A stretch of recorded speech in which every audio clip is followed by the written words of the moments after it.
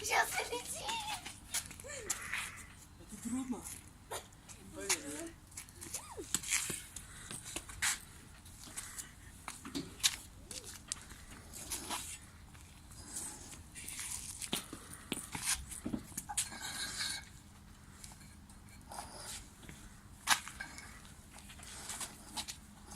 В другую сторону. Я могу. Это очень трудно. А, ты снимаешь на видео? Да, ты снимаешь на видео.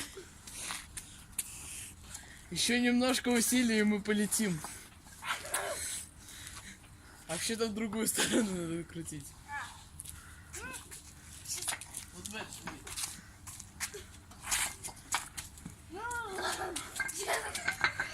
Сейчас так крутимся так, что полетим.